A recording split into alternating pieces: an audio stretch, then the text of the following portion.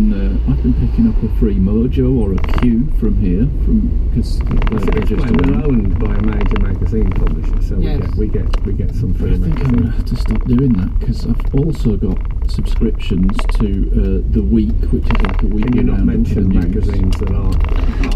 I'm afraid I'll have to. Men's Health, which my wife subscribed me to Men's Health. You're very Men's Health. And then when it arrives, subscribed me to Men's Health. She subscribed me to it.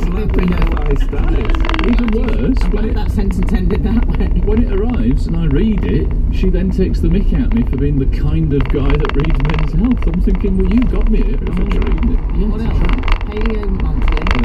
Philosophy Now, she subscribed me to as a gift, which I think would be nice. That's good. I've subscribed to Charlie Buckley's Football Monthly. Nice. And my mum's signed me up for Motorcycle News as well. I just got too many things to read. Yeah, that's one of ours. No, it stopped. They've stopped putting it out, and I've got it as a gift. I'll tell you what you like, Kung Fu Teens. You know what I'm going to stop doing? I'm just going to stop reading anything. I'm going to stop reading stuff that isn't books and magazines, like road signs or ingredients lists or recipes or labels. I'm just going to cut out all reading except books and magazines. That's the only way to deal with this. I've had that dog tart in my bag for about 6 months. Must have gone off. It's a draw. It's a tie. It's definitely a tie.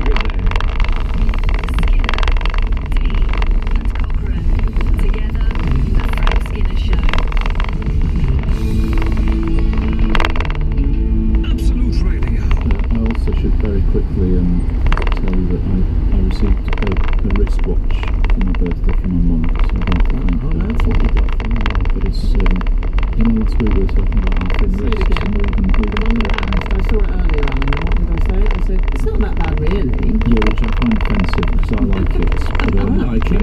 It is chunky though, it's quite an action man watch. I don't mind it at all. I mean, it's got a compass in it. I don't think I'll ever use that. I've got sat-nav, but yeah, it's quite chunky. And you know, you said that some links had been taken out of one that you were wearing for a television job. Yeah. I went to get this adjusted, because when I first opened it, I mean, I think I could have put it on my thigh, and it would have slid off. It would not be all right for length. Yeah, I don't get that. It's like a you know, there's Celice at the. No. Have you seen the Da Vinci Code? No. Tough room, darling. Yeah, it's the least of my worries. Very good. It's like a barbed wire garter. Oh, okay. That people wear to remind them that the physical body is not the most important thing.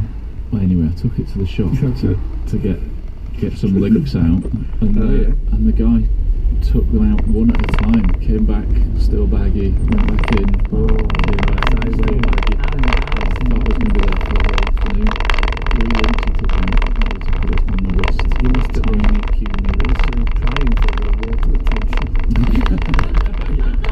Well, that's what I'm using Men's Health for, to try and bulk up my forearms, so I end up with skinny wrists and huge forearms. It looks like it fits very snug fit now. Well, it fits now, but I still feel like the rest of my arms should be bigger to sort of make it seem less chunky. Someone bought me, you know when you see an old war veteran with a line of medals, big line of medals on his chest on like a bar? They bought me a set of, you know those nurses upside down watches? Oh yeah. Set of those on a bar with the times of all the major capitals. Oh, that's good. That's useful for you. That's nice. So I don't wear it for work. That's why I haven't got it on now. But if I'm going to an event, I'll wear it. An event? When are you going to an event? Well, I'm going to the opening night of Sweeney Todd. Oh, all right. So you wear it for travel? You could. Yeah, when I'm off to do my research in my novel in Pompeii. Absolute Radio. Frank Skinner on Absolute Radio. What about just now? We discovered what all women want, which is Daisy raised the subject of. She said, "What about when men take their T-shirt off by yanking it from behind, basically?" Yeah, so you put your hand over your shoulder, grab your T-shirt, and with one over hand, your head, and then pull it off. Yeah, I think Nadal was. All the tennis players do it. Daisy said, "Do you like it?" I said, "Do I like it?" I came over quite peculiar. Yeah, quite peculiar is the name of the runner. Frank attempted to do it, and it was awful.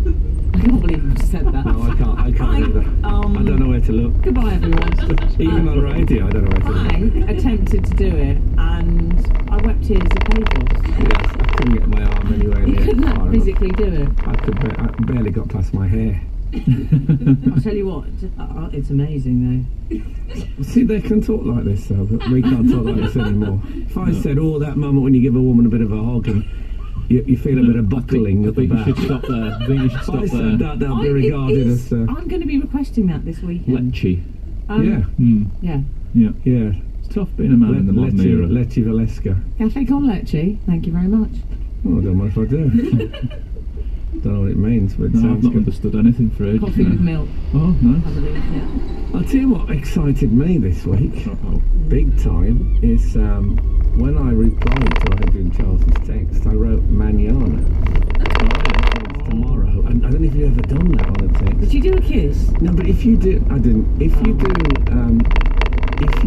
don't know, it was early, I wasn't sure to clean his teeth. But I sent manana, and if you do manana on a text, try it. Oh, does it give you the little thing? It gives you the little thing on the top. It's not an amount, is it? It's a squiggle, it's called, I think. Yeah. Squiggle. That's what they call it. The squiggle. L squiggle, I think they call it in Spain. Are you excited? I would love that. I love it. Sometimes I send manana, even if I'm not so good the next day. Oh, I'd recommend that. So thank you very much for listening, and if the good Lord spares us and the creeks don't rise, we'll be back again this time next week. And so, get out. The Frank Skinner Show on Absolute Radio. Back Saturday morning from 8. Tune in live for the full Frank experience. Absolute Radio. Hello. Hello, Mick. Hello, mate. I'm here in Epsom. Ian Hexter, what do you want to say, Mick? Well, the Mundane X-Files, the first story. Yeah. Lived in a house for 10 years. In the time, loads of pairs of scissors went missing. The missus was always going, have you seen these scissors? Have you seen those scissors? But loads of scissors went missing. After 10 years, thought we'll move out of the house, go and live in a mobile home. Save a bit of money. So, sub out the house, done all that. Last week, went round, fixed the house, you know the beat, went out, took it out, noticed it again, that every pair of scissors we ever lost sitting there on the front door, man. No. Honest to God, yeah. Within seconds of going out and coming back, there it was. Is extraordinary and peculiar. Now, I have read things like that. I mean, I've read that mischievous poltergeist is a strong word. And as you know, I'm not normally into quackery, but something like that, which you have no reason at all to make up and sound fairly fabricated, is pretty weird, and that is. I just can't accept that. I mean, I know it's a bit unfair on Mick, but it just doesn't sound like. You accepted the theory. Yeah, I mean, of all people, you, Alice, who break for rainbows, you know, I mean, seriously, it'd be like. Because there is no way of explanation for something like that. Yeah, that's the point. Yeah, you can't even walk around with goofy Run that theories. Run that astrology thing by me again. Oh no, don't start that. I think I had you running last time anyway. No, you didn't. I think you were on the point of Admitting defeat and yielding to the fact that astrology does control our lives. That shows that it existed. Sorry, Mick, we're right back. Alice, No. Again, I mean, there's no explanation for that. I find more logic in your scissors story than you saying I was about to say, oh, absolutely right. I see it now. Astrology probably does work. At least one thing is completely beyond comprehension, and the other one actually happens within our own world, and just is Anything within our own world. the scissors thing, right? It happens in someone's home as they're subletting their house, right? That is sort of vaguely day-to-day stuff, and yet there's no explanation for it. Whereas astrology is something out of this world. You know, you can't disprove or yeah, no, you can disprove or confirm it. You can disprove, yeah, which makes it disproved in logic. But anyway, Mick, so how did you react when you saw every pair of scissors that you'd ever lost on that map? Well, couldn't believe it. I just picked them up and said, scissors, man. You know, I've always suspected there was something weird happening in the house. That's why we're calling this the Mundane Express, because there's no mileage at all in Scully or Mulder. So You wouldn't investigate that, would I you? just picked them up and took them. But that is odd. That is extraordinary. And although I have heard similar stories to that, and I'd like to. Well, what went missing in those cases? cones, and always, or just individual objects. It wasn't always scissors, and I think that's the peculiar thing about this. But there are instances of things going missing, and if you read any of the paranormal books, they always say that, and then all of a sudden they all turn up at once. They do it in Poltergeist, the film, it does that. When they've got their kind of they've got their rope going into the lights up in the air, which is a great bit, and all that heavy stuff coming down it. Things fall out of it that is collected over years by the and that's exactly what's happened here. So you said you had something else, Mick? Yeah, this is the worst thing that ever happened to you. With your dog. When we went over to Ireland, we rescued a dog here at Christmas. And so we've ended up, we're in Tipperary Market with his red setter that we've rescued. And there's a live turkey sitting there. It's Christmas Eve, he's all cut up, he's sitting there in Tipperary Market. He does look like a happy turkey there, right? So just to make his life a little bit worse, the new dog wandered up and peed all over him. Oh, now I don't know. Isn't that the worst day you could ever have if you was a turkey? King David Mellor had a worse one on purpose. Pretty similar, really, isn't it? Exactly the same. It's exactly the same. I think that's exactly what happened. That was the image. A trussed-up turkey getting peed all over. I mean, I've got no grief at all for the Goldsmith man, but wasn't that funny? It was top-class entertainment. You have to give it that.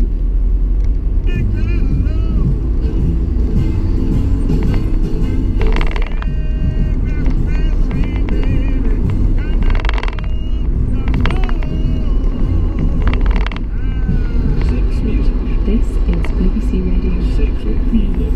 This afternoon from 4, John Cooper Clarke at 2, Paul Smith's finest hour. BBC Radio 6 music. Right now, the totally wired world, the 4.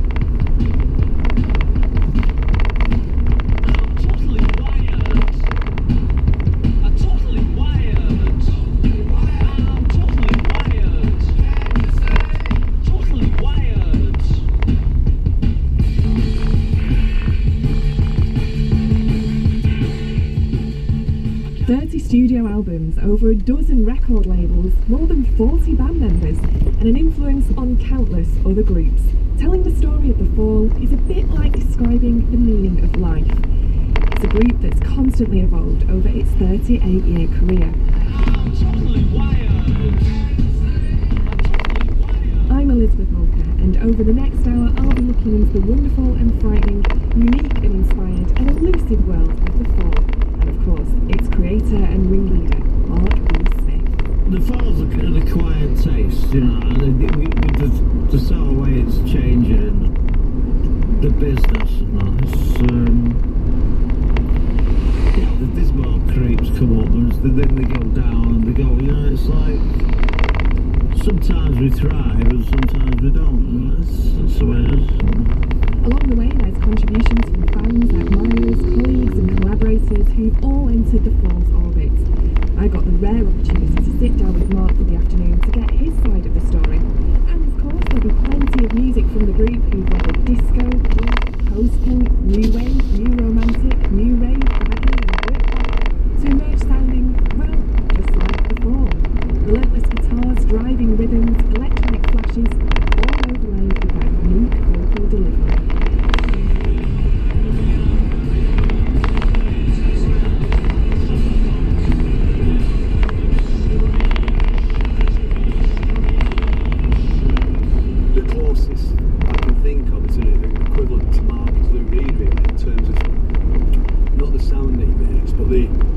Where he stands, where he sits in the music industry, you know, he never compromises, always challenges, always outspoken.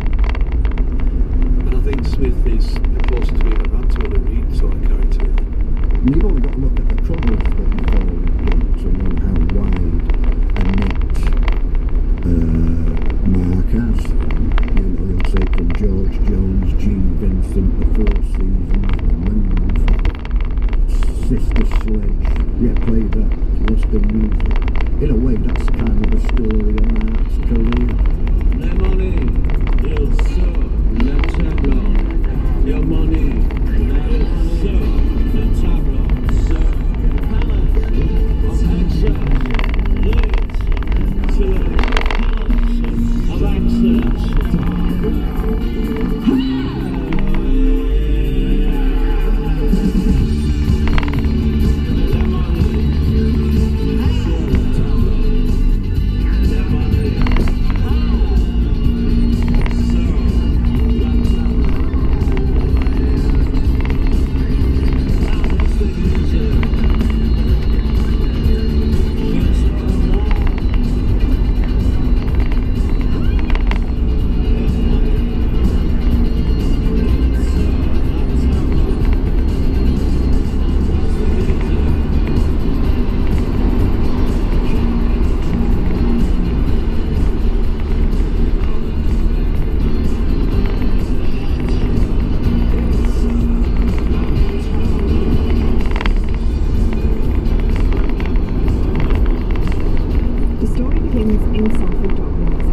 70s, where young Marquis Smith worked as a shipping clerk, overseeing container vessels that flowed in from all over the world. It's a dismal scene, but that job gave Mark an opportunity to expand his knowledge of literature and the arts.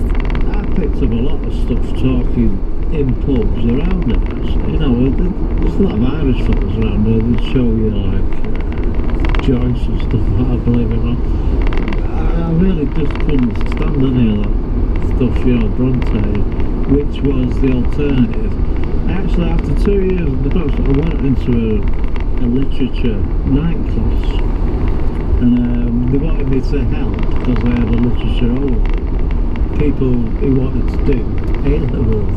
The teacher I was working with, I said to her, have you ever heard of Norman Mailer or Henry Miller and Philip K. Dick and that? She goes, no, the only writers.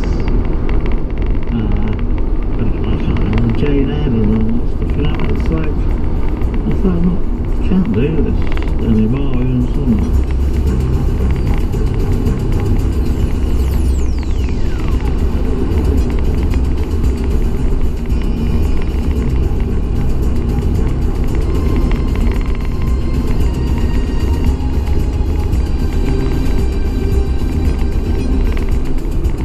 Fiction writer Philip K. Dick penned the stories which inspired a number of classic films, such as Minority Reports, Total Recall and Blade Runner. It was his vision of a dystopian future which greatly appealed to Mark. I was in the Philip K. Dick Society, one of the first members, and well, we went to America in 1979, first time, and one of my good friends, he was French, and he started one of the first fans of LA, Claude Betty. He was a pal of Philip K. Dick, actually. Remember Claude telling me, you know, he was that skint, you know, he had to go and do college lectures, you know. So anyway, Claude gave him a copy of Dragnet House, second LP, and he really liked it.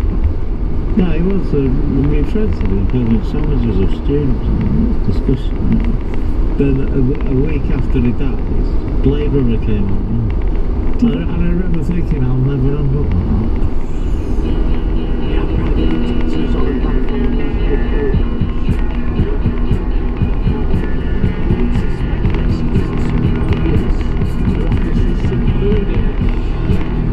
Those there to suspect would not see the wood for the trees. We were 6 like mice, but we're back to 5. Up there in the north, there's no way to be close to us, sacrifice. While young Mary falls,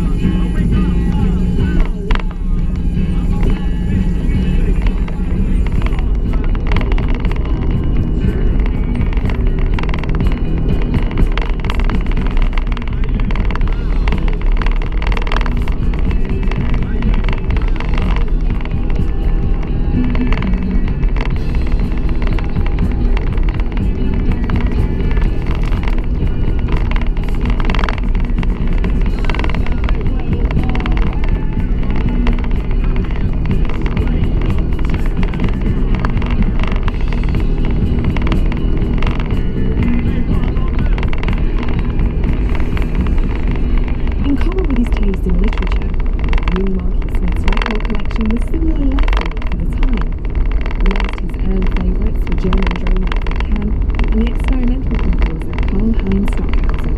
Well, left down, I just thought Stockhausen and stuff, Schoenberg and stuff, which was available in libraries at that time. I'd order records and thought, they're very expensive. And what was it about Stockhausen? Well, you're working on the docks, isn't you? You're on drugs, and you're on records that reflect your day-to-day experience, like Stockhausen. Did I play that?